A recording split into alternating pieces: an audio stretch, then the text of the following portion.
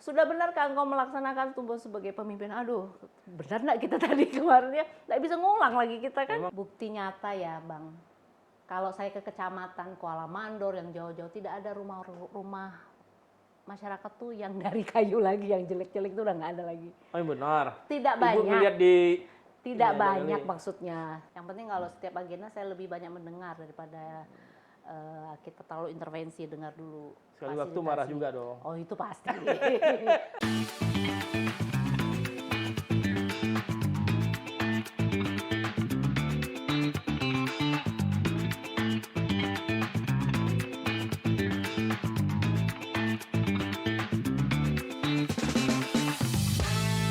Sejenak kita, dialog asik. Halo sahabat Sekda Podcast, jumpa lagi kita di dalam Sejenak Kita Dialog Asik. Kali ini kita bersama Ibu Tri Indriastuti. Beliau adalah asisten ekonomi pembangunan di Sekretariat Daerah Kabupaten Kuburaya. Selamat sore Bu Tri. Sore Bang Yus. Gimana kabar, sehat ini ya? Alhamdulillah sehat. Bu Tri ini selalu energik ya. Udah sore juga, tapi kerjaan kantor udah selesai semua ya? Insya Allah sudah Pak. Sudah Pak ya Bang Yus. Ya, kita memang ngambil sesi sore setelah kerjaan kantor semua selesai ya. Ini kita santai aja. Santai Pak ya. Bu Tri ya. Jadi ya sejenak kita berdialog lah. Ya. Gimana Bu Tri kesehariannya. Ya. Bu Tri tinggal di Paris 2 Pak. Paris 2 Pontianak ya. Komplek Bali Mas 2 nomor 8B. Ya. Putra putri cowok semua Pak. Sekarang cowok udah semua. kerja, tinggal nunggu mana yang duluan merit nih. Oh belum. Belum ada. Wah mesti cepat nih. Ya, Biar insya cepat Allah. ngomong cucu ya. Targetnya emang harus gitulah Pak, udah usia kan. Kalau Bapak di mana? Bapak di swasta. Swasta. Masih aktif. Di Pontianak juga. Masih di Pontianak Aktivitas Pak. ya Pontianak. Masih Bang Yus. Ya.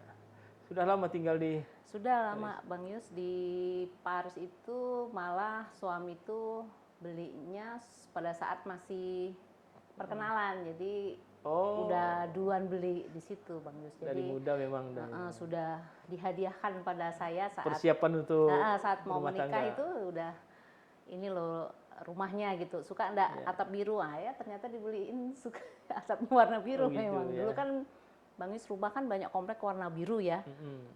Seneng dulu kan lihat rumah warnanya atap biru. Karena dibawa jalan ke Paris ternyata udah dibeliin. Tapi waktu itu belum tahu kita udah dibeliin Pak.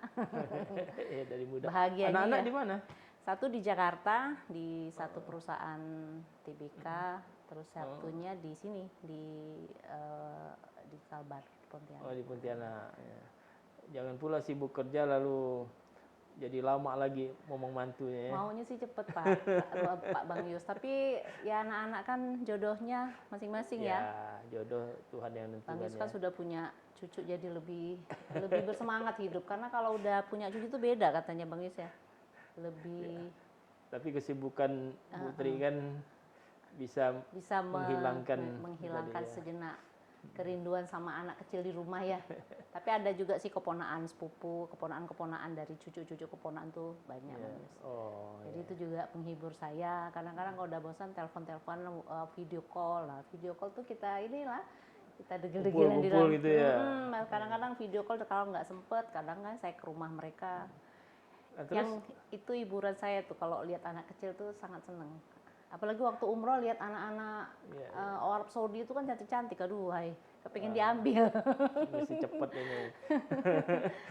Jujur kepengen. Pulang ini telepon anak-anak mesti cepet. Jodoh harus ditahan tangan Tuhan. Lah terus kalau keseharian dengan Bapak ya, kan kesibukan sehari-hari di kantor kan luar biasa nih sebagai asisten ya, ya kan? Kapan ini dengan Bapak ini? Saya sih jalan-jalan, menjalani karena sudah lama ya kerja kan. Dulu di Mempawah, Bang Yus 13 tahun saya di Mempawah, pergi pagi, pulang sore, pergi habis subuh, pulang setelah maghrib itu biasa. Jadi PP itu ya? PP dulu 13 tahun di Mempawah sebelum pemekaran. Pada saat ada pemekaran saya mendapatkan SK pindah ke Kuburaya, saya langsung sujud syukur. sujud syukurnya di mana Pak? Di Provinsi Kalbar, di BKD Kalbar. Karena 13 tahun bolak-balik lumayan ya, menghabis nyita waktu, meninggalkan anak dan suami kan kemarin. Seharian biasa aja sebagai ibu rumah tangga, pagi sebelum ngantor masak dulu, nyiapin sarapan, karena kami kan nggak punya sebagai pembantu. ibu rumah tangga tetap kewajiban. Kadang juga kalau capek ya udah beli atau apa gitu. Ya sama dengan ibu-ibu yang lain lah. Bapak juga nggak terlalu gimana, santai aja suami fleksibel dan sangat mensupport dari awal. Di Kuburaya awalnya di mana, Ibu? Kalau dulu kan basic saya di kehutanan ya Pak. Kehutanan. Di dinas kehutanan di Umpawa, terus pindah zamannya Pak Kamaruzaman, langsung ditanya dulu dari mana dinas kehutanan oleh Pak Kamaruzaman saat itu. Bu Tri nangani sektor kehutanan, udah langsung saya kerjakan itu. Kebetulan dengan teman satu lagi yang ngurusin lingkungan hidup, ini ngurusin lingkungan hidup. Jadi saat itu baru pindah kantor, kita nggak punya komputer, nggak punya meja, jadi duduknya di lantai Pak, dulu di lantai pakai Jadi dari awal Kuburaya Bu Tri sudah sudah di sini, dan saya merasakan dulu double kerjaan, mengagendakan surat, masuk surat, membuat telaahan, mengetik, karena kan dulu nggak ada personil ya Pak, baru-baru kan. Tapi gimana waktu itu kita bantu PJ Bupati saat itu, Pak Kabarnya kita selesaikan. Saya rasa saat itu bisa selesai ya Pak ya, walaupun keterbatasan ya Pak, karena semangat kali ya Pak ya. Saya lihat Bapak juga seperti itu kan dulu, lihat Bapak, lihat Pak Bang Yusran dulu kan, Bang Yus dulu memang lebih memang siap ya saat kita Bang di Yus pindah ke situ. Awal-awal Kuburaya kita memang harus ya namanya memahami keterbatasan waktu itu, dan saya rasa itu pelajaran kita ya Bang Yus ya. Bagaimana kita harus survival dengan kondisi apapun. Nah sekarang dengan kondisi apapun kita siap, nggak masalah itu kan.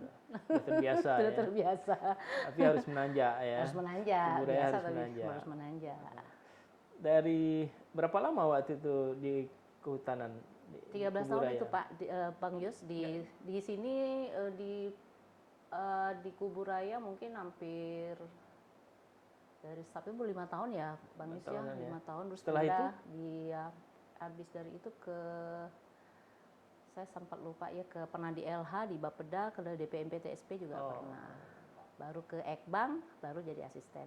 Jadi kata orang menduduki posisi eselon 2 bukan tidak ada perjuangannya Bang Yus ya. Keliling eselon 3 sudah keliling eselon 3, eselon 4 pernah, eselon 3 pernah. Malah pernah jadi eselon 3B ya Pak Bang Yus ya. Perjuangan. Lelang juga berapa kali Pak, jadi tidak ada yang berapa kali ikut open bidding? Ya, 3 kali, 3 kali. 4, 3. Baru yang ketiga. Karena itu harus belajar juga Bang Yus. Saya bilangin sama teman-teman yang baru mau ikut, ayo ikut lagi. Bilang itu pelajaran buat kita. Walaupun Allah tidak menghendaki kita jadi eselon 2, berarti bukan rezeki kita. Ya, belum waktunya ya. Tapi tetap harus mencoba, harus mencoba. Karena kan keilmuan kita harus kita sedekahkan ke masyarakat ya Bang. Jadi jangan menyerah, berjuang karena bukan untuk pribadi, untuk daerah, rakyat kita, masyarakat ya. kita, karena kita punya pikiran, punya ilmunya gitu. Saya bilang gitu sama kawan. Dan akhirnya Tuhan mendengar juga doa ya. Terus ada sebagian dengan perjuangan ya Bang Yus ya. Tapi nggak yang apa-apa, ketiga senang. Baru lulus ya. Ketiga baru lulus eselon 2 ya. Iya. Kadang adik-adik teman-teman baru satu udah mundur. Saya bilang aduh baru aja sekali, saya bilang gitu. Kan kalau di ASN itu kan pada saatnya yang senior pensiun kan kadernya yang naik gitu kan. Tapi asik ya ngikutin kayak gitu tuh, akhirnya kita kadang-kadang mengontrol diri ya Bang. Kalau kita nih kekurangannya ini, kelebihannya ini, yang harus kita masukin ilmunya apa untuk kita gitu ketahuan. Jadi kalau kita merasa tidak ngulang, kita merasa fine-fine aja kan. Nah itu yang menjadi saya support teman-teman, rekan-rekan yang lain seperti ini. Kalau yang baru, ayo, gitu, semangat harus ikut gitu. Termasuk trik-trik ininya. Ya sekarang kadang-kadang juga di. Kadang-kadang kasih harus gini, ini harus gini gitu. Makalah harus tulisannya rapi, nggak boleh acak-acakan karena orang udah baca udah males kan kalau udah nggak rapi ya. Ya Bang Yusnya baca, nggak rapi udah males gitu kan. Ketika bagaimana psikotesnya, walaupun kita nilainya nggak bagus sekali ya, tapi minimal pengalaman. Kalau yang lulus pasti bagus itu, ya kan? Jadi itu pelajaran semuanya. Ya proses Jadi berkah lah Allah ya, Bang Yus ya. Alhamdulillah. Rezeki semua Allah yang nentukan. Terus di eselon 2 ini sebagai asisten, Ibu membawahi berapa? 3 bagian. 3 bagian. Bagian apa aja? Bagian ekonomi pembangunan, agen pengadaan barang dan jasa, dan bagian sumber daya alam. 3 bagian. Masing-masing bagian itu dengan karakternya masing-masing nangani apa aja? Macam-macam, namanya kita udah sekian tahun bekerja ya Bang, harus memahami hati mereka, karakter mereka, dan coba juga mendengarkan. Yang penting kalau setiap agenda saya lebih banyak mendengar daripada kita terlalu intervensi, dengar dulu. Sekali waktu marah juga dong. Oh itu pasti. Kalau nggak nurut ya Pak ya, Bang ya. Kadang-kadang sesuatu yang tidak sesuai dengan kebijakan agak ya biasa ya. Kita agak sudah diajar sih Bang Yus juga harus sedikit ada penekanan. Jadi sudah mempertegas, ada mempertegas. Mempertegas saja. Marah bukan marah kayak keras gitu Pak, artinya penegasan. Ini loh yang harusnya ini. Kalau bagian Ekbang menangani di distribusi ekonomi, terus badan usaha milik daerah dan pembangunan sendiri kegiatan-kegiatannya. Jadi kompleks di sektor ekonomi dan pembangunan di situ. Jadi fokus menangani kebijakan umum terkait dengan perekonomian, pembangunan, bawa bagaimana ekonomi pembangunan di Kubudaya ya. Bagaimana kalau intinya itu bagaimana kondisi pertumbuhan ekonomi kita juga dalam kondisi baik. Setiap tahun terjadi peningkatan. Dan tentunya tertinggi sekalbar ya. 5,48 Bang ya. Insya Allah mudah-mudahan tetaplah atau minimal kalau ada gejolak tidak terlalu signifikan. Ya gitu biasa pertumbuhan ekonomi kan naik turun, tapi tetap tumbuh itu ya. Tetap tumbuh. Ya juga menjaga kondisi inflasi tetap terjaga walaupun kita tidak sebagai daerah itu di Ekbang juga ya. Ya, walaupun kita tidak sebagai penghitung inflasi adanya di Pontianak, tapi kita tetap sebagai bagian dari penopang kota sebagai perhitungan inflasi. Kondisi sekarang 2,09 ya untuk di Desember. Jadi cukup baik, sekitar 0,66% ya kenaikan di Desember ini. Ya wajar karena kemarin ada Natal Desember ya, ya Bang ya. Ayam naik, pesawat naik, ya itu seperti biasa lah. Cabai itu biasalah kalau ada kondisi banyaknya permintaan. Tapi saya dengar Kuburaya ini kalau inflasi malah bagus karena masyarakat dapat kenaikan harga, terutama di petani ya, NTP naik, NTP sekitar 142 ya, 142 angkanya naik, lumayan terjadi kenaikan sekian berapa poin gitu. Tinggi itu naikkan. Jadi maksudnya dengan kondisi ini memang memberikan pengaruh yang sangat baik ya ke teman-teman petani sehingga mereka merasakanlah imbas dari ini. Tapi tidak serta-merta juga kita mikir hanya mereka. Mungkin masyarakat yang tidak mampu juga harus kita perhatikan. Ya makanya itu ada pengendalian inflasi itu ya. Dan support terkait dengan pasar murah, pasar pangan dan lainnya. Ya ada intervensi pemerintah untuk kegiatan pengendalian. Pemerataan distribusi ketahanan kebutuhan pokok juga dijamin itu ya. Distribusinya juga. Itu di bagian ekonomi pembangunan. Jadi harus peka Pak Abang. Kadang-kadang kalau udah setiap hari Senin kita ada kenaikan harga IPH kita naik, kita harus cek ke lapangan dengan teman-teman OPD teknis. Kalau udah kayak gitu sumber kenaikan kita nggak tahu. Misalnya kemarin kayak ternak, kayak ayam ada kenaikan, kita langsung ke peternak gitu lihat-lihat. Kemudian kalau di pasar gimana kondisi harga beras juga gitu. Jadi dinamika bekerjanya tuh memang fleksibel dan koordinasi dengan teman-teman OPD. Mereka support untuk membantu dan menjaga kondisi ini. Ada perencanaan untuk itu, rencana aksinya ada Pak, ada disusun ya. Di kegiatan rencana aksi kan kita siapkan memang setiap tahun gitu dan kita laporkan ke pusat, ke Kemendagri. Jadi terkait dengan pengendalian inflasi ada 4: kestabilan, ketahanan, distribusi, dan komunikasi yang harus kita jaga. Dan setiap tahun itu kita harus ada rapat high level meeting, rapat-rapat koordinasi yang harus kita targetkan sekali berapa kali, dan itu mengundang BI dan teman-teman jajaran terkait vertikal Bulog dan lain-lain, dan dengan dinas-dinas terkait yang harus kita lakukan. Dan itu memang harus terjaga dan terkontrol kondisi gimana. Apalagi kalau menjelang menghadapi Lebaran atau puasa atau Natal itu, kita dengan teman-teman DKUMPP sudah dan teman-teman yang lain selalu mengontrol ini stok siap nggak, ada nggak, tidak nggak. Walaupun tidak sempat rapat, kita koordinasi dengan teman-teman, oh ini siap Bu, terjaga aman, beras aman, gula aman, terus daging aman Bu. Harus terpantau semua harus. ya. Walaupun dan kita itu nggak laporan rapat. sampai ke pusat itu ya, Ya, dikontrol pusat ya, juga ya. karena kan setiap hari Senin itu kan kita rapat setiap hari Pak Bang. Oh. Jadi perkembangan harga kita setiap hari itu dipantau. Kadang-kadang kita jangan sampai masuk harga tinggi di 10 besar kabupaten. Wah, itu udah Bakaran jenggot itu ya. udah kayaknya. Memang pernah kuburai masuk? Pernah, waktu itu 2 minggu terkait dengan tadi ayam. Oh, kenaikan Bang. harga Pernah, ayam IPHI, potong ya. perhitungan harga tuh yang tertinggi kita ayam sempat sampai 2 minggu 36 yang waktu pernah kita rapat itu sampai mengundang peternak, penyedia distributornya, sampai kita turun lapangan lihat itu. Nah, itu pengalaman yang memang harus kita lakukan selalu ya Bang, karena tidak mesti kita hanya melihat harga, melihat koordinasi dengan teman, tapi kita tidak melihat buktinya. Nah, kalau pada saat kita sudah turun, banyak hal yang kita dapatkan. Waktu turun kita malam udah janjian, besok turun, udah subuh udah langsung turun. Bu, jam 8 Bu, enggak, saya udah nyampe sana udah jam 7 saya nyampe duluan.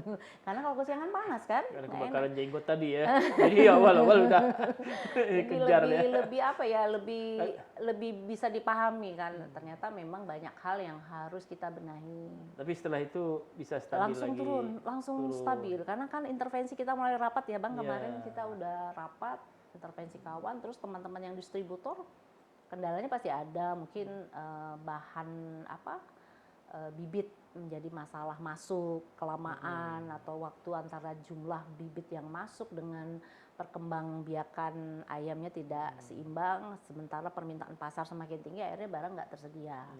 Mungkin karena proses sesuatu aja, tapi melalui rapat dan koordinasi, alhamdulillah bisa ditekan.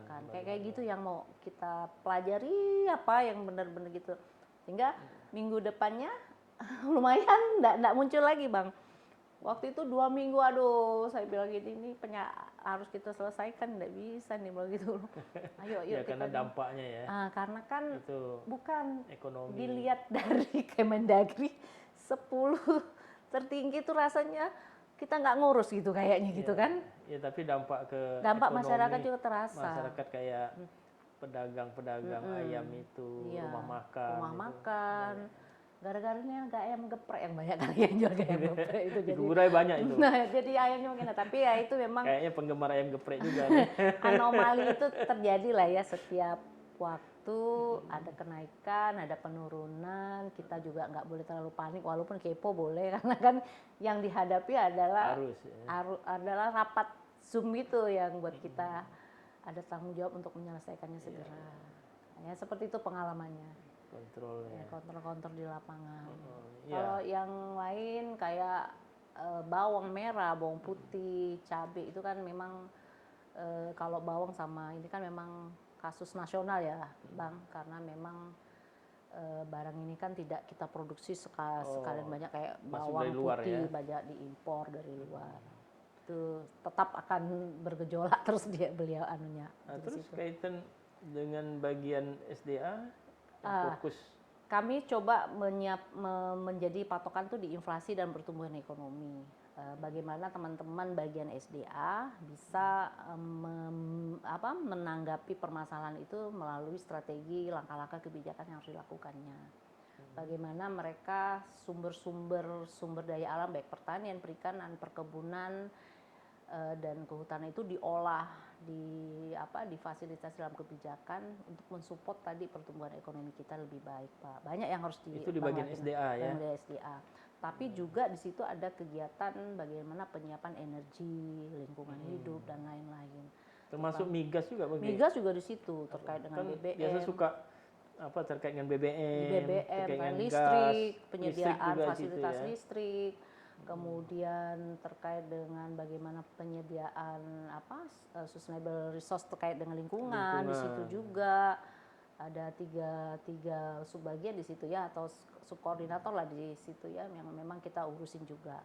Nah, sekarang dengan pola ini kita lebih meningkatkan bagaimana kolaborasi itu semua, Bang. Jadi nggak sendiri-sendiri. Jadi kalau misalnya inflasi kita rapat atau agenda-agenda lainnya, mereka saling dinamikanya harus kompak, dilibatkan semua. Jadi hulu hilirnya udah direncanakan. Jadi memang fokus kita hilirisasi ya. Kalau memang kita mau diskusi lebih tajam lagi, fokus di 2020 dan nantinya memang harus hilirisasi.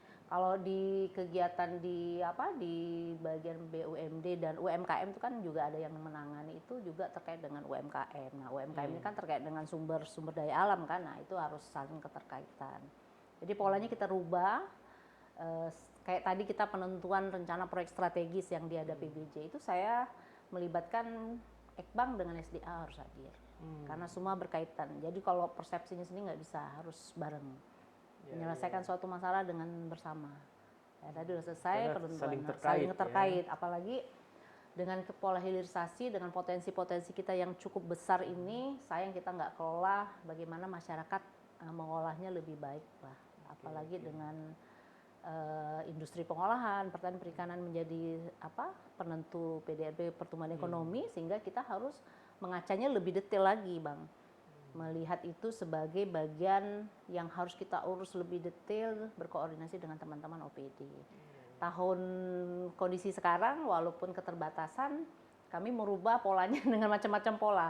Lakukan koordinasi banyak-banyak, rapat, bisa lewat Zoom, kalau memang keterbatasan bisa lewat apa saja media yang bisa kita lakukan, fleksibel. Prinsipnya kepong bakul dah semua sekarang. keroyokan ini. Keroyokan. Nah, kalau di bagian pengadaan sekarang ini sendiri, pengadaan barang dan jasa ini fokus kita bagaimana teman-teman utama PPK ya, Bang, untuk masuk dalam persyaratan sertifikasi. Ini sangat penentu. Sehingga tahun 2024 kita harapkan ini atau 2025 sudah semua terfasilitasi dengan berada di satu bagian PBJ. Nah, ini yang sudah kita coba lakukan beberapa koordinasi dengan BKS SDM terkait dengan peningkatan kompetensi jabatan fungsional. Nah, dalam fungsi ini kan ada tipe A, tipe B, tipe C ya, Bang. Nah, ini yang mau menjadi tipe B yang harus kita genjot. Karena mungkin proyek-proyek yang levelnya sudah tidak secara lebih di atas umum itu kan akan lebih diperlukan tenaga-tenaga fungsional yang profesional. Nah, ini yang menjadi atensi kita sehingga nanti teman-teman PA dan teman-teman yang sudah menjawab itu bisa mengetahui kualifikasinya masing-masing. Yaitu target 2025 itu sudah terpenuhi. Kita akan contoh daerah lain yang juga sudah terpenuhi terkait dengan pejabat Jafung sumber daya. Ini bagian menangani pengadaan instansi pemerintah. Pengadaan kita di pemasin pemerintah dalam rangka peningkatan belanja pemerintah dalam rangka peningkatan aktivitas ekonomi dan perekonomian dan pertumbuhan juga. Kemudian yang kedua itu kita mau penekanan terkait dengan peningkatan P3DN kita, Bang. Karena di e-processing itu processing kita itu teman-teman sebenarnya sudah melakukan secara tuntas di realisasi anggaran, tapi nggak tuntas pada saat mereka melakukan penyelesaian update secara e-processing. Kan harus secara LKPP itu kan harus diselesaikan penyelesaian administrasinya, itu akhirnya kita kadang-kadang nggak terukur. Nah, itu yang harus itu mungkin ketidaktahuan masyarakat atau ada bimbingan? Bukan, ini yang biasanya yang di PPK Pak Abang itu kan biasanya kan harus keuangan sudah selesai. Nah, itu yang belum tertuntaskan, kadang-kadang penginputan yang difasilitasi oleh sistem. Nah, kadang-kadang udah merasa sudah selesai di keuangan, ya sudah. Nah, di e-processing kita peningkatan penilaiannya harus dari 50%. Nah, kita masih belum sampai, sehingga angkanya tetap masih rendah. Nah, itu yang harus kita. Tapi kalau untuk kayak toko daring, e-katalog lokal udah lumayan pengembangannya, walaupun memang sasarannya memang masyarakat yang melakukan aktivitas ekonomi ya. seperti UMKM, nah, kayak gitu seperti jadi itu UMKM hidup ya. Hidup juga dengan pola seperti ini. Difasilitasi tadi Dengan bagian toko pengadaan. daring, dengan e-katalog juga. Nah itu yang kemudian yang ketiga itu banyak etalase yang belum terisi oleh teman-teman dinas terkait. Misalnya tentang bibit. Kenapa itu? Sebenarnya sih hanya belum menginput saja di datanya, sehingga yang perlu kita tingkatkan adalah pemberian sosialisasi dan pendalaman saja, sehingga data-data itu lebih mudah dipakai di e-katalognya gitu loh. Ada loh fitur-fitur yang sudah ada, tinggal mereka masukin aja gitu. Itu yang belum semuanya ada di beberapa item bahan yang belum dimasukin. Nah itu harus kita genjot karena nanti kaitannya dengan bagaimana P3DN peningkatan jumlah produk dalam negeri bisa dimanfaatkan secara maksimal, terjadi penghematan belanja negara, terjadi penekanan inflasi, maka pertumbuhan ekonominya akan semakin baik. Terkait dengan pengadaan barang jasa ya, ini kan masuk dalam penilaian banyak pihak ya. Termasuk KPK juga menyoroti bagaimana pengadaan barang jasa di pemerintah. Di Kubudaya sendiri pelaksanaan penyelenggaraan ini gimana penilaiannya? Kalau untuk penilaian indeks tingkat kematangan pengadaan barang jasa itu kita sudah sekitar 80 lebih nilainya. Oh, tinggi juga ya. Sudah tinggi, Bang. Apalagi tingkat kematangan kita udah 9/8. 9/8 tinggal satu lagi kan. Dari 17 item koefisien ya, standar-standar dari LKPP. Dan ini memang kita harus jaga ini, apalagi dengan kondisi sekarang ini, Bang, kita harus siap-siap juga kalau memang terjadi kenaikan dan penurunan penilaian. Tapi kita kalaupun terjadi pengurangan ya enggak terlalu jauh karena kita sudah menjaga itu.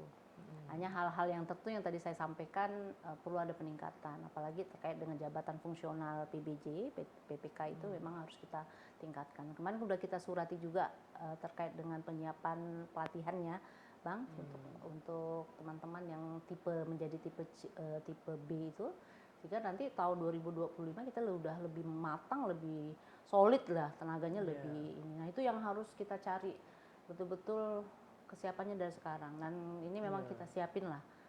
Tapi apresiasi juga ya di tengah keterbatasan itu tadi SDM segala macam bisa mencapai ITKP ya, udah tinggi, seperti itu ya. Tingkat kematangan, kemudian tadi tingkat kematangan udah 98. Tinggal kita menjaga dan memitigasi hal-hal yang akan terjadi kalau memang terjadi penurunan.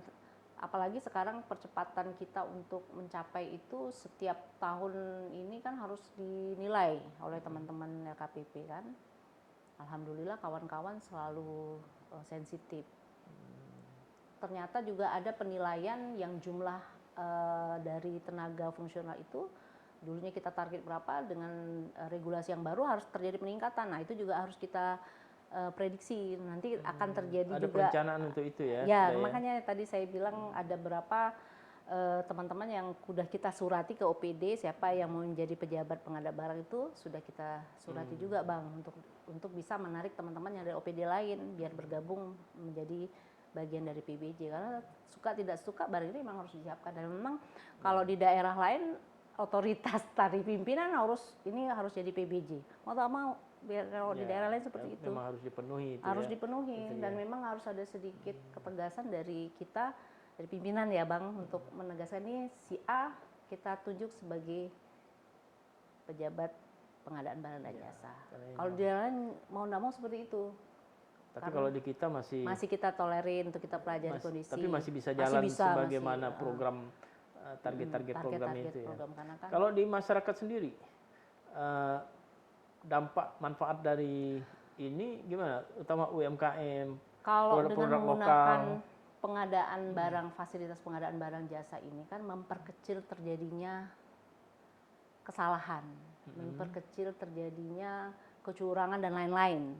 Pengamanannya di sini. Pokoknya dikawal lah pengadaan barang jasa itu belanja ya. Teman-teman penyedia akan terkontrol dengan skema dan syarat-syarat yang harus dipenuhi. Kalau misalnya manual akan membuat peluang terjadinya itu riskan terjadinya unsur-unsur yang tidak kita inginkan.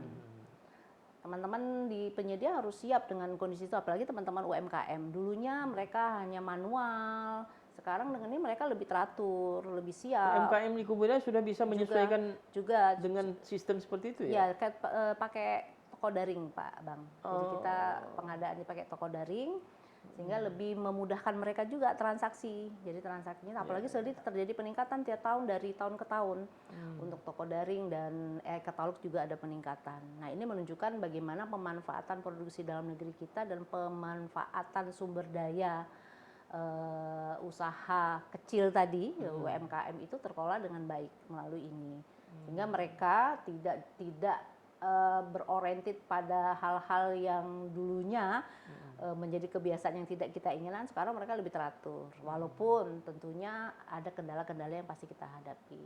Tentunya ada hal-hal yang mungkin tidak terbiasa mengikuti ini, jadi harus taat aturan kan. Tapi itu nggak apa-apa, mau mengikuti ya. Tapi didorong juga dari pemerintah ya, fasilitasi juga. Bagus kita sekali, pembinaan, pendampingan. Yang penting kan pendampingan ya. Dan itu kan sudah kita lakukan juga terkait dengan penguatan ini ya Bang. Nah kalau di perangkat daerah yang lain yang di bawah ampuan penggunaan fasilitas ini kan pasti semua teman-teman OPD ya Bang. Jadi ya sesuai dengan mereka aturan lah, sudah mengikuti posisi ini. Karena dikontrol juga sama KPK juga ngontrol situ ya. Apalagi ada target-target pencegahan yang harus kita lakukan, di mana semua teman-teman yang apalagi di unsur pelayanan publik dan kita yang di PBJ sebagai bagian dari MCP, Kopsuga KPK kan Bang. Ya. Termasuk persaingan usaha juga. Nah, kadang-kadang kan mungkin OPD merasa ada juga yang terkendala, tapi kita coba komunikasikan lah, biar bagaimanapun lebih aman menggunakan ini. Kita pernah mendengarkan beberapa narasumber, sepanjang menggunakan manual tentunya akan ada menimbulkan hal-hal celah-celah yang tidak kita inginkan. Nah itu memang kita mengarah ke sana, termasuk pengadaan yang kecil-kecil ya Bang. Walaupun hanya kecil, tapi unsurnya kan akan menjadi besar kalau itu tidak teratur dan tidak terfokus pada aturan dan regulasi. Lebih mudah ya, lebih efisien, bisa. lebih efektif juga dan aman tadi ya. Dalam pengawasan dari teman-teman pengawas lebih gampang beliau mengawasin. Ini loh, tapi aturannya, regulasinya ini, cara pelaksanaannya seperti ini, gampang kan Bang kita menjawabnya. Tapi kalau manual, apa yang menjadi kontrol? Susah jadinya kan. Nah itu yang harus kita bawa, termasuk teman-teman yang upaya kita untuk meng-guide teman-teman usaha yang kecil, termasuk juga yang besar udah pasti lah kan. Baik, itu bagian-bagian yang secara struktural di bawah saya, Ibu langsung ya. Nah kalau dari OPD yang di bawah koordinasi Kak Asisten 2 sendiri, itu tentu banyak ya. Banyak baik di sektor ekonomi pembangunan, sumber daya alam tadi ya. Banyak. Gimana kesibukan Ibu memanage ini semua? Saya sangat, apalagi sebagai seorang wanita yang punya tanggung jawab lain juga. Saya senang berhadapan dengan teman-teman OPD Bang. Kadang-kadang saya jadi mitra teman dan sebagai saudara, sebagai abang, sebagai adik. Jadi kadang-kadang komunikasi yang harus saya tekan tuh tidak juga harus formal. Jadi kalau ada yang bandel-bandel tuh biasa lah, bukan bandel istilahnya, ada hal-hal yang belum kita bisa selesaikan bersama. Tetap terkoordinasi. Tetap kita terkoordinasi, kita komunikasi aja. Kadang-kadang kan nggak lewat rapat, bisa lewat luar kan menyelesaikan ada hal lagi itu gimana ya nanti ini ya Bang ya. Atau lebih senior kan pasti ada ya Bang. Cara kita lah kan, ini ada kondisi ini gimana kita ini. Kadang-kadang juga teman-teman juga sharingnya ke saya gitu, misalnya ini terkait dengan penentuan target investasi, kita mau rapat, ayo kita rapat lah, kapan mulainya kita, kayak gitu kita support lah. Mereka minta fasilitasi, kita siap. Dan kita memang kewajibannya itu kan memfasilitasi ya Bang, untuk mendengarkan, lebih banyak mendengarkan. Nah, contoh ada beberapa hal yang harus kita selesaikan, yang kemarin kita koordinasikan itu sudah kita bicarakan. Kalau nanti tinggal kita pada saat rapatnya aja nanti. Jadi banyak cara. Kalau nggak selesai di dalam rapat forum, kita pakai surat. Surat pasti lebih ini ya. Tapi kadang-kadang juga komunikasi lisan, diskusi-diskusi kecil. ruang-ruang kecil yang tidak terlalu serius banget, tapi solusinya pasti ada kan. Dan tetap kita berkolaborasi juga teman-teman pihak yang lainnya, apalagi di vertikal atau pusat atau provinsi, harus kita buka juga celah-celah itu, menyelesaikan suatu masalah yang kita tidak bisa juga selesaikan sendiri, Bang. Di antara sekian banyak perangkat daerah yang Ibu koordinasikan itu, perangkat daerah atau sektor apa yang paling penekanannya paling memerlukan perhatian yang lebih? Karena di perekonomian dan pembangunan ini fokusnya penanganan bagaimana kondisi pertumbuhan ekonomi kita baik, kondisi inflasi kita baik, terkait dengan ketersediaan pangan kan. Ini kan bahasa tentang ketersediaan pangan. Maka jajaran di bawah yang menangani itulah yang menjadi fokus kita. Tapi tidak juga harus mereka menjadi semuanya itu, tetap saling berhubungan. Jadi sektor pangan tentu perhatian menjadi perhatian sangat. Memang Pak Bupati juga selalu apalagi concern Bapak terkait kan bilang pangan sebagai panglima kita. Panglimanya ya. Nah, yang ini yang harus kita menjaga koordinasinya, ketahanannya, bagaimana kondisi. Misalnya sekarang perkembangan perkebunan perkembangan pertanian, peternakan, semuanya kita harus kita pelajari. Kehutanan juga kita harus pelajari. Gimana teman-teman kondisi pelaksanaan. Kita pastikan dalam perencanaan keasisan 2 memastikan pelaksanaannya dan realisasinya tuh terkontrol. Nah, inilah tugas kita. Memastikan pelaksanaan itu berjalan dengan lancar kan, Bang kan? Kalaupun ada kendala kita lakukan monitoring, pengendalian. Semuanya kita lakukan di situ. Terkait dengan target kemandirian pangan di Kuburaya sendiri gimana nih? Kebijakan kalau kepandirian pangan, kita berharap di tahun selanjutnya tidak ada degradasi penurunan luas lahan pangan. Itu yang harus kita jaga, Bang.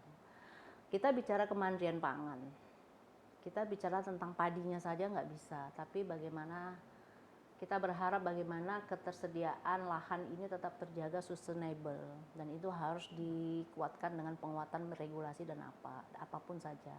Atau regulasi, kebijakan, komitmen, atau kesepakatan. Kerjaannya berat tuh, karena Kuburaya sebagai sasaran dari pertumbuhan pemukiman terutama mempertahankan lahan pangan berkelanjutan. Atau metode-metode pola tanam yang sudah kekinian, yang kemarin juga itu bisa saja solusi. Kan solusi. Jadi bukan juga intensifikasi peningkatan produktivitas juga.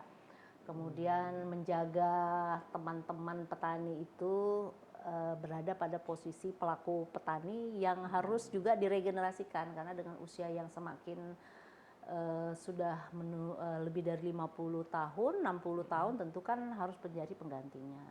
Misalnya Bang, ada minat generasi-generasi kalau pola-pola muda untuk di sektor pertanian ini? Masih ada, Bang, pasti ada. Apalagi dengan kondisi NTP kita kemarin tinggi, itu menurut informasi Bapaknya daya tariknya ada, daya tariknya untuk itu ada.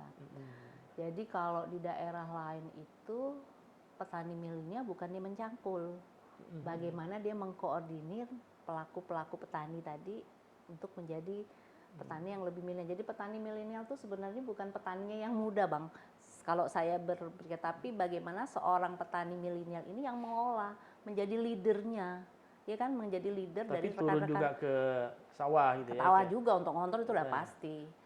Nah, kalau kemarin waktu kita pernah studi banding di Kota Bandung itu, Bang, di Provinsi Jawa Barat itu, pada saat COVID itu petani milenial itu income pendapatannya bisa bisa miliaran. Karena prospek pertanian itu luar biasa sebenarnya. Jadi mereka itu jual sayur, jual buah tuh, mereka kan nggak bisa kirim lewat manual kan, lewat kirim itu. Saya dengernya sampai merinding. Petani milenial itu melalui aplikasi. Nah, tadi ekonomi digital yang mungkin kita perkuat, Bang. Nah, dengan era sekarang nggak lepas nih digitalisasi. Apapun semua pakai digital. Terkait dengan musim, kita udah early warning kan, terkait dengan terjadinya musim yang tidak baik, ada perubahan iklim. Tentunya ada aplikasi yang sudah memprediksi akan terjadi ini, sehingga petani sudah bisa aman gitu loh. Tentunya ada alat yang disiapkan atau berkoordinasi dengan teman-teman klimatologi atau apa, sudah kita siap. Ini akan bulan depan akan terjadi banjir, terjadi turun hujan yang tinggi gitu kan, harusnya sudah ada sistem-sistem seperti itu. Makanya digitalisasi ekonomi di pertanian juga harus ditingkatkan. Sampai penjualan ya, apalagi sekarang banyak e-commerce yang menjual produk-produk, apalagi emak-emak zaman sekarang kan males mau beli langsung, apalagi dari tempat tidur aja udah bisa. Era digital ya. Nah, karena komunitas di masjid aja sudah ada kayak gitu, ibu-ibu yang notabene umurnya udah 50 nawarin pakai WhatsApp, Bu ada jual ini mau nggak? Ini nah gitu. Hanya kita belum terpola secara masif Bang. Mungkin sudah ada teman-teman.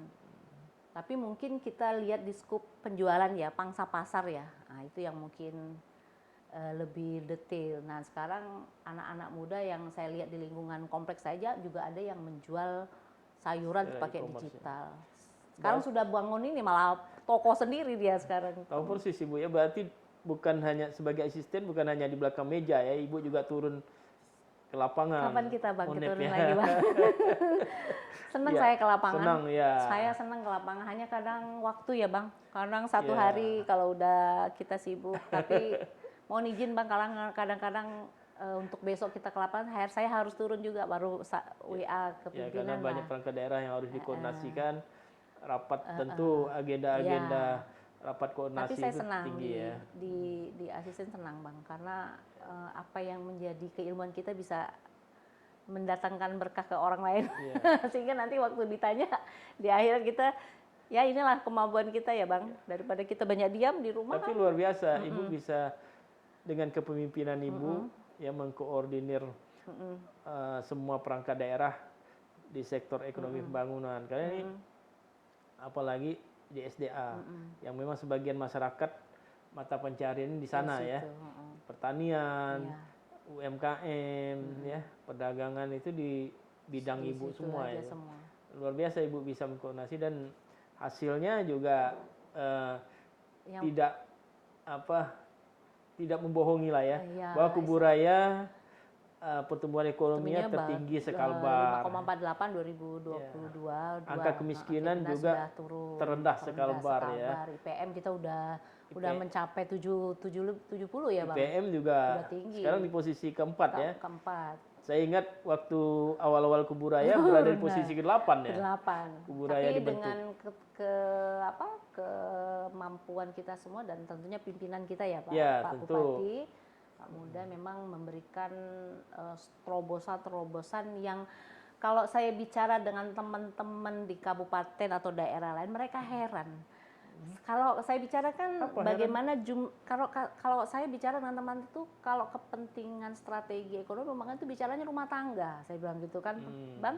Karena Pak Bupati sering bilang rumah. Jadi kalau saya diskusi dengan Tama, jangan bicara tentang strategi, tapi sasaran kita nggak tahu berapa jumlah rumah tangga yang kita tuntaskan terkait dengan kemiskinan, berapa jumlah rumah tangga yang anaknya ada jumlah sekolah, ada anak yang sekolah, ada yang difabel gitu. Nah kita punya alatnya, saya bilang gitu, yang namanya geoportal, saya bilang gitu. Itu menuntaskan semua masalah. Ya, itu inovasi Pak Bupati yang luar biasa. Dan itu mendapatkan apresiasi. Dan itu menjadi contoh kami sebagai eselon 2 ya, bagaimana beliau bisa memberikan, memunculkan suatu inovasi yang tidak biasa, yang orang juga mungkin kalau sistem banyak ya Bang di daerah lain, tapi sistemnya kan sifatnya makro, hanya untuk tertentu. Tapi ini kan bicara tentang detail. Pada saat kami mengklik NIK dia sudah bisa keluar nama Pak Ali dengan rumahnya bagaimana. Jadi waktu ada kunjungan dari DPR pusat, mereka terheran-heran terkait dengan listrik Bang.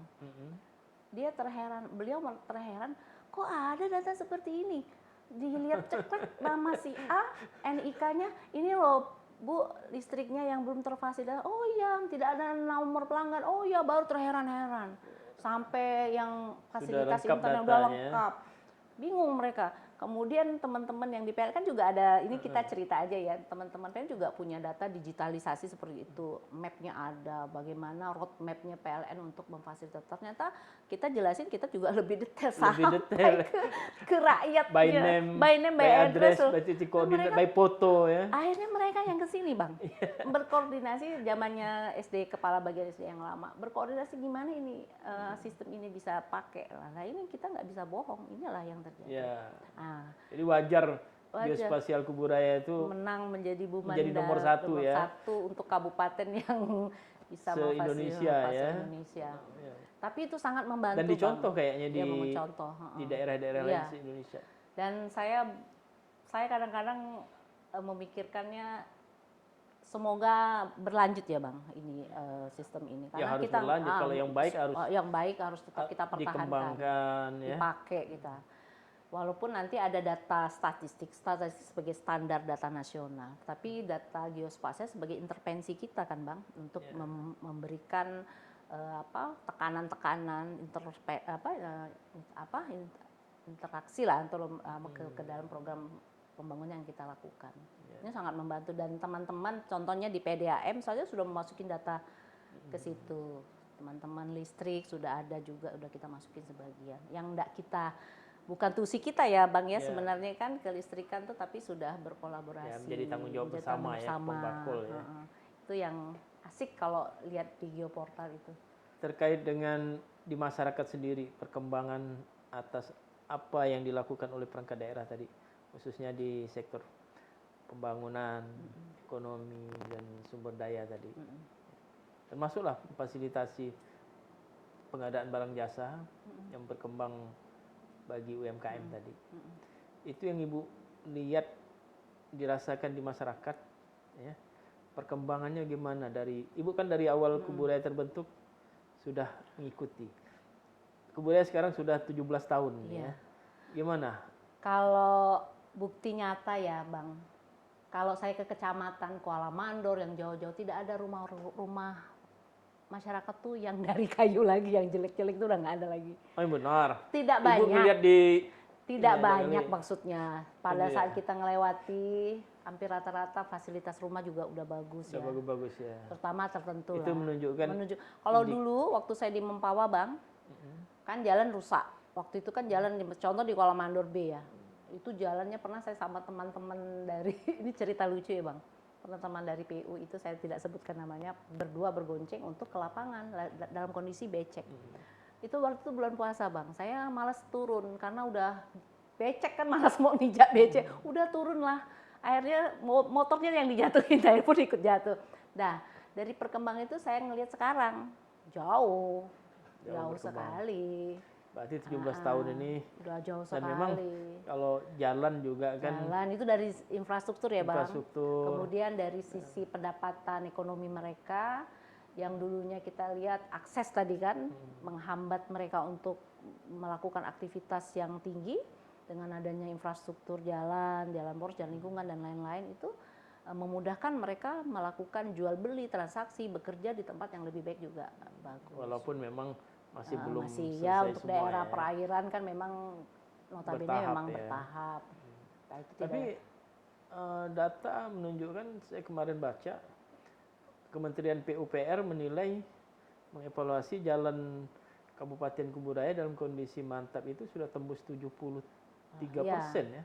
Sudah terfasilitasi lah, sudah luar biasa juga dalam waktu 17 tahun. Iya.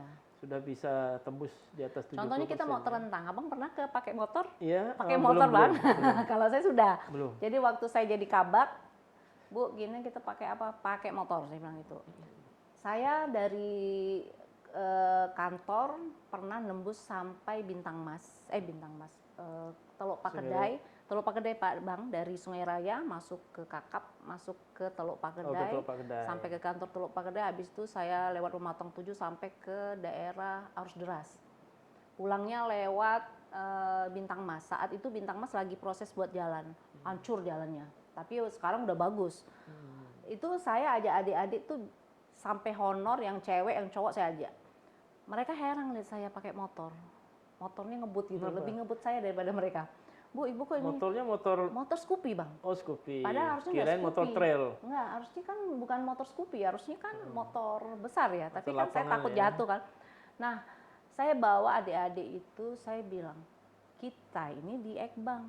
Kalau di Ekbang jangan bicara di meja.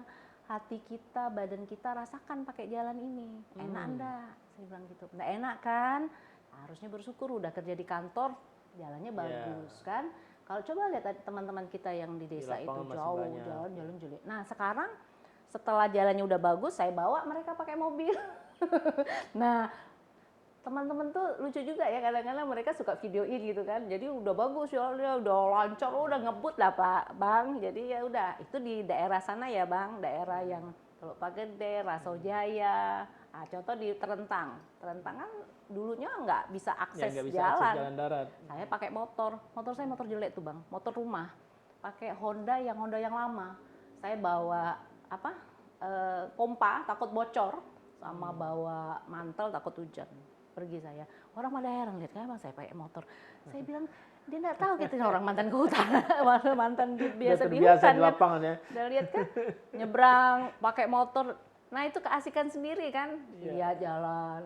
Ternyata juga ada yang nggak bagus kan, tetapi aksesnya sudah ada, tinggal perbaikan di sisi masih. Tapi alhamdulillah. Karena apa struktur tanah di Kuburaya ini kan rata-rata gambut kan. Ya, itu memang mempercepat rusaknya. Jadi kalau Abang tadi cerita sudah 70% bagus, ya memang buktinya udah bagus. Dulu kita pernah ke Pinang Luar ya, waktu masih saya zaman baru-baru masuk di Kuburaya Bang. Itu saya ke Teluk Pakadai lewat perusahaan, pakai motor kecil. Saat itu memang jalannya luar biasa. Pulang itu besok nggak bisa ngantor Bang. Sakit pinggang semuanya.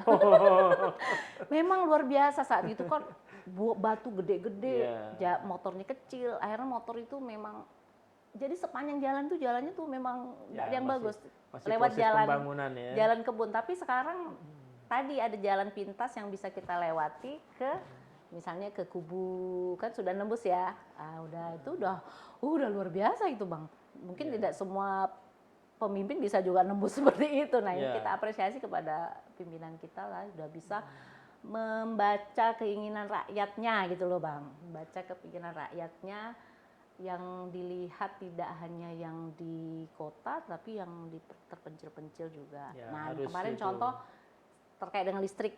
Kemarin kita ke Kuala Karang ngelihat bagaimana mereka senangnya dapat PJTU TS ya Pak, yang dari surya di sepanjang jalan tuh, dari listrik dan pakai tenaga surya. Nah ternyata mereka seneng. Kalau malam nih Bu, nggak bisa lewat nih Bu, takut gelap, pakai motor aja kan. Tapi sekarang udah ada lampu penerang jalan itu membantu mereka. Nah, sekarang mereka berlomba untuk bisa mendapatkan PJTU TS itu. Jadi memang spot kita juga sampai ke pelosok-pelosok.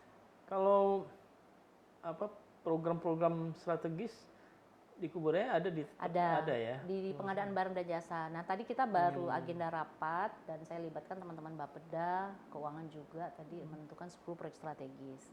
Nah memang ini kan proyek strategis kan 10 proyek yang terbesar ya Bang, yang tinggi, yang mendukung visi misi Bupati dan lain-lain. Memang waktu tahun kemarin kita memasukkan unsur-unsur yang non infrastruktur. Ternyata kemarin hasil Kopsuga KPK kemarin ada pemilihan MCP kemarin, bahwa penekannya di infrastruktur. Nah, jadi kemarin kita sudah desain, kita tinggal naikkan SK-nya. Dan ini harus selesai di Januari Bang. Karena sebelum penetapnya harus di Januari. Jadi saya bilang kadang-kadang kan adik-adik kan harus, Bu ini belum jadi SK-nya, ini nggak usah langsung rapat buatkan SK-nya, kita ambil cepat karena ini pemenuhannya harus cepat sambil nanti itu semua dimenahin, dan undang saja teman-teman yang terkait, PBJ yang mengkoordinir, Ekbang, SDA, teman-teman Bapeda tadi sudah hadir untuk penentuan dan sudah selesai, tinggal menaikkan SK saja untuk penyelesaiannya. Nah ini yang kecepatan yang ini, yang kalau sesuai prosedur kan lama ya Bang. Kadang-kadang kita harus ngambil jalan pintas. Udah nggak apa-apa ini, ayo jalan. Paling tidak melanggar aturan gitu aja. Bu, kalau di Kuburaya sendiri ini, saya lihat program infrastruktur ini masih menjadi prioritas di program Pemda ya. Terbukti setiap tahun anggaran itu alokasi untuk infrastruktur ini besar. Memang wilayah Kuburaya ini kan luas ya. Dan struktur tanahnya juga ini memerlukan kos yang besar untuk membangun ya. Bahkan baru dibangun pun cepat rusak ya, karena struktur gambut ini labil itu ya. Nah ini Ibu melihat program prioritas infrastruktur ini di Kuburaya yang tadi capaiannya sudah lumayan bagus dinilai. Ini gimana di sambutan di lapangan Ya. masyarakat? Secara umum tadi kita melihat realisasi yang capaian itu Pak ya, udah Bang ya, sudah terrealisasi dengan baik. Target-target capaian Pak Bupati tentu sudah terakomodir di setiap OPD, terutama di PUPR, di kesehatan juga ada fasilitas kesehatan, pendidikan, sekolah-sekolah dan lain-lain kan. Nah, yang menjadi atensi kita memang akses jalan yang sudah dibangun kita ini memang harus kita perluas ya, perluas dalam arti untuk titik-titik konektivitasnya yang memang harus kita tingkatkan di titik-titik sasaran masyarakat yang memang membutuhkan yang aktivitas ekonominya memang ada gitu Bu, dan ada memang mensupport misalnya daerah-daerah yang konektivitasnya masih kecil tapi di situ ada sentra-sentra, ada tanam padi, sayur-sayuran, buah-buahan dan aktivitas ekonomi UMKM yang memang perlu kita perhatikan. Nah, ini yang harus teman-teman PUPR juga harus, istilahnya teman-teman juga memang sudah paham lah Pak ya. Tapi yang itu yang harus kita kolaborasikan Pak, bagaimana memahami bahwa konektivitas itu memang unsurnya ke sana gitu Bang Yus. Tapi sambutan masyarakat terhadap penetapan prioritas pembangunan seperti ini, baik, ini baik. sangat memang Sangat betul-betul baik, diharapkan itu ya. Karena memang sebaran penduduk Kuburaya ini juga yang luas, luar biasa yang ya. apalagi sudah berseberangan ada sungai ya Bang. Sungai, pulau-pulau juga kecil. ya itu. Tapi kita juga harus memanfaatkan Bang akses dari luar Kuburaya. Misalnya kita dekat Kayong, itu kan dekat dengan Sanggau. Jadi kan kita juga nggak boleh berpikiran hanya konektivitas antar Kuburaya saja kan. Mereka mungkin aktivitas ekonominya lebih dekat, misalnya yang daerah Batu Ampar, Sumber Agung lebih dekat ke Kayong kan, lebih itu.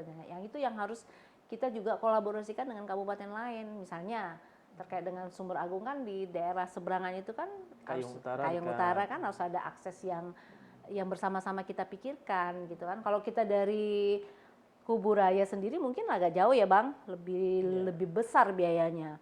Kemudian akses yang dimudahkan dengan ada fasilitas investasi perkebunan. Nah, itu yang harus kita dengan perusahaan yang sudah membangun infrastruktur jadi mereka ya. ada suatu kesepakatan dengan teman-teman perusahaan ya bahwa ini akses perusahaan tapi juga akses yang umum yang mungkin di tahun nanti juga bisa diberi nama jalan itu Bang. Ya. Di samping infrastruktur jalan tadi, infrastruktur lain seperti sekolah untuk mendukung digitalisasi ya, daerah seperti, ini. Kan sekarang era digital ya, ini. Sekarang ini tower-tower itu memang harus akses berada. internet. Iya, internet harus lebih diperhitungkan. Walaupun kita tidak punya tusinya, makanya tugas kami di Keasistenan 2 kadang-kadang mengkomunikasikan itu Bang. Baik lewat teman-teman di jajaran, semua jajaran ya Bang, untuk memfasilitasi itu. Nah, kemarin waktu ada dari anggota dewan yang menanyakan tentang PLN, juga ada yang siap untuk terkait dengan telekomunikasi dan usulannya sudah kita sampaikan melalui teman-teman Kominfo, usulan terkait dengan tower-tower itu. Biar seiring, ada listrik, ada tower gitu. Iya, harus seiring gitu ya. Nah, ini masih banyak nih daerah-daerah Kuburaya yang jaringan listriknya belum terakses dengan baik ya. Terutama daerah-daerah yang tadi Muara Baru. Ya. Mungkin ada yang tapi ada alternatif lain untuk. Ya, untuk sementara ini kalau listrik kan bisa pakai mereka PLTS biasa mungkin. Pakai solar ya, pakai mesin sendiri ya. Atau dia ngambil jaringan yang terdekat dari desa lain. Tapi kan nggak semua. Kalau daerah yang ini kan terpisah. Pulauan ini. Ada data kita Bang. PLTS tenaga surya masuk ya? Masih bisa dimungkinkan sepanjang belum ada listrik. Tapi kalau udah ada listrik tentu nggak boleh juga double. Oh gitu. Nah, jadi kalau seperti daerah yang dari Batu Ampar tuh sekarang sudah memberdayakan sebagai pengelolaan di BUMDes yang di Kerawang dan daerah Sumber Agung itu kan sudah dikelola dengan cara swadaya mereka, itu sudah bagus karena itu memang tenaga surya itu ya? Tenaga surya dan itu memang PJTS komunal ya. Sehingga mereka bisa memanfaatkan fasilitas itu dengan maksimal. Nah, memang Kuburaya ini sangat spesifik ya Bang. Tidak seperti daerah lain yang hanya di darat. Kalau kita kan enggak. darat, laut Karakteristiknya semua, kompleks ya. gunung pun ada. Mana Kompleks ada sekali. gunung yang ada di lembah yang bawahnya gambut. Itu adanya di Teluk Pegadaian. Arus deras itu kan ada gunung Iya, Ambawang, betul. tapi bawahnya gambut. Itu spesifik, nggak ada di daerah lain. Kalau ada gunung berarti datarannya bukan gambut, daerahnya berarti mineral tanah ya, aluvial. aluvial. Kalau kita udah dapat gunung, turun sebentar udah ketemu gambut. Aneh kan, Iya. Bang? Jadi memang Tapi spesifik. itulah tantangan. Ini. Tapi karena saya pernah bekerja di Mempawah yang lokasinya sama sekarang, saya belajar pernah ke daerah-daerah Ngabang yang namanya daerah-daerah jauh juga, Meranti, Jelimpo, Kuala Behe itu kan jauh, Bang. Tapi karakteristiknya kan memang karakteristik tanah yang bagus, tanah aluvial. Kalau kita nih bisa aluvial di saat tertentu, bisa gambut tertentu. Ya, dinamika memang di lahan gambut luar biasa ini. Kalau pimpinan kita memfasilitasi dengan tadi kekurangan kita mungkin transportasi sungai ya, Bang, yang memang sudah ada, tapi kan biayanya mungkin relatif. Tapi dermaga-dermaga itu juga sudah banyak ada. ya. Konektivitas penyiapan dermaga, malah ada penyeberangan yang sudah kita kerjasamakan ya dengan pemerintah mulai dari perhubungan, dinas perhubungan sudah juga terfasilitasi agar mereka menyeberang menggunakan kendaraan yang roda 4 bisa gitu kan. Sudah bagus. Tapi ya perjuangan kita lebih masih banyak PR. Masih banyak PR. Kalau di lapangan Ibu masih inilah ya, walaupun ekonomi pembangunan tadi sudah sekian banyak upaya yang dilakukan oleh pemerintah dengan inovasi-inovasi Pak Bupati ya kan. Itu sudah dan upaya teknis di lapangan perangkat daerah. Dengan berapa periode ini kepemimpinan beliau memang kita ajung jempol, Bang. Jadi dengan tadi kalau kita lihat dengan akses yang susah tapi bisa menembus perlahan dengan strategi yang memang dimiliki beliau sehingga kita sebagai staf tentu ini mengimplementasikan ini butuh kepemimpinan yang matang, yang luar biasa emang. Semoga sosok Ibu ini saya lihat bisa mengkoordinasikan semua. Ini Allah luar biasa, Bang, karena ini tugas kita ya, ditanya nanti di akhirat, tugasmu udah selesai belum? Iya. Saya takut pada saat Allah menanyakan kita, sudah benarkah engkau melaksanakan tugas sebagai pemimpin? Aduh, benar enggak kita tadi kemarin ya? Enggak bisa ngulang lagi kita kan. Memang selama ini Ibu merasakan sudah benar gak melaksanakan? Karena belum maksimal kadang, Bang. Kadang kita tuh masih ada yang kurang ya. Karena kan kita bukan malaikat tapi secara all out tuh kita supaya maksimal pasti memang ada. Masih ada masyarakat yang Ibu anggap perlu perhatian yang lebih. Pastilah ada ya, terutama dengan sekarang menjaga anak-anak kita bahasanya, adik-adik kita dengan kondisi ekonomi digitalisasi juga mempengaruhi negatif positif ya, Bang. Kalau masyarakat ya terbelakang, masyarakat miskin kan pasti ada masih. Pasti ada. Walaupun cuman 4%-an. 4% ya. 4,12% angka kemiskinan di Kubura sudah turun. Ya turun ya, dan terendah sekali Kalimantan Barat. Tapi kan jumlahnya juga banyak nih. Ibu melihat masyarakat miskin ini di lapangan. Ya memang. Gimana? Pertama yang saya lihat, Bang, itu memang ada segelintir ya masyarakat yang notabene tadi pasti ada kan, tidak mungkin tidak ada, kita nggak boleh juga jujur-jujuran, itu tidak ada lagi, pasti ada. Perasaan Ibu waktu melihat dan ya tetap gimana itu? Tetap ada tugas kita bagaimana menaikkan taraf mereka, menaikkan pendapatan mereka, menaikkan peluang usaha mereka bagaimana. Memang itu di bawah garis kemiskinan sekali ya? Ya ekstrim ya kalau misalnya itu. Kondisi ekstrim. Saat yang kita lihat memang dari pemenuhan kebutuhan hari-hari kan memang akan terlihat, dan faktornya memang tadi adanya degradasi ya, Bang ya, degradasi pemanfaatan lahan untuk pertanian yang dimana mereka sebagai pelaku pekerja atau pelaku sebagai pekerja di situ yang notabene tidak pemilik modal. Butuh ini yang perlu kita angkat, perlu kita mitigasi ya sebelum terjadi semakin di bawah ekstrim. Nah, semakin di bawah makanya itu kita harus jaga juga. Dan teman-teman OPD dan kita juga harus melihat itu secara nyata, bagaimana program-program di kawan-kawan juga menyusun. Nah, ini kolaborasi ada di Dinas Kesehatan, ada di Dinas Sosial, di Dinas Pertanian, pemberdayaan masyarakat, wanita semua Bang. Jadi nggak bisa sendiri nih kalau udah kayak gini. Tapi kalau perhitungan ini tentu masyarakat yang melakukan di sektor pertanian kan, karena notabene kata perhitungan tetap dari sektor pertanian, perikanan itu rata-rata itu. Karena semakin ada angka itu, karena angka yang dihitung adalah angka dari pertumbuhan ekonomi dari sektor pertanian, perikanan, dan kehutanan, dan juga industri pengolahan.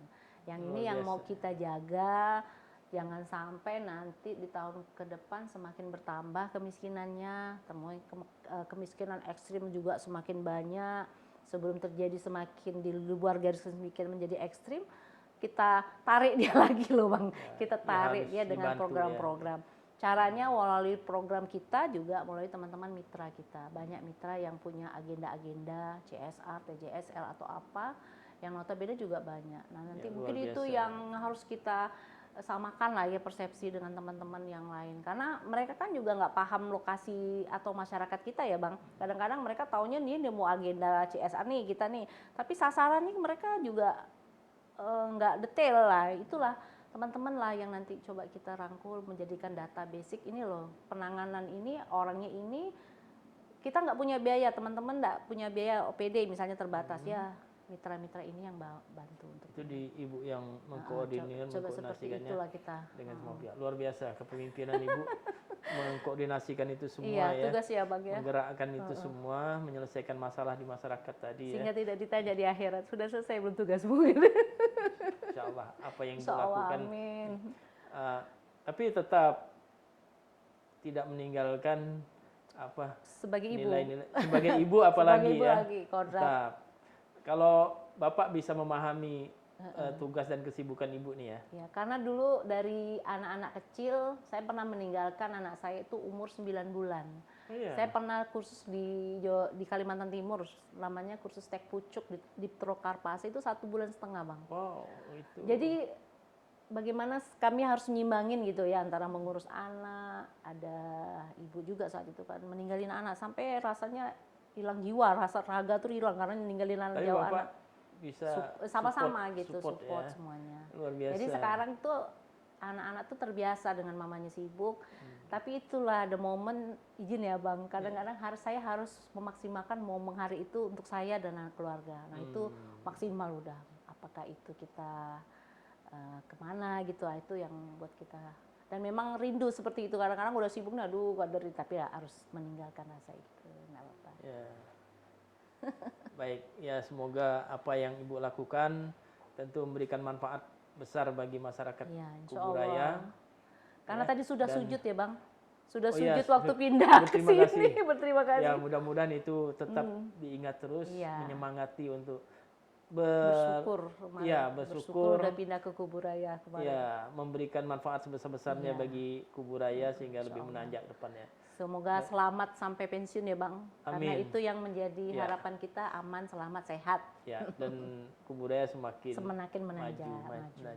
Terima kasih Ibu atas kehadirannya.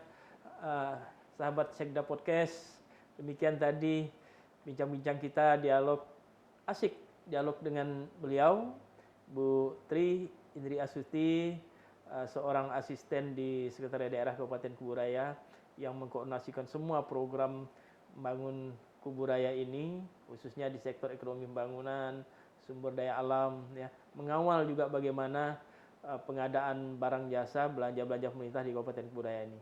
Kita akan ketemu lagi di sesi lain yang tentu akan lebih asik adanya. Salam.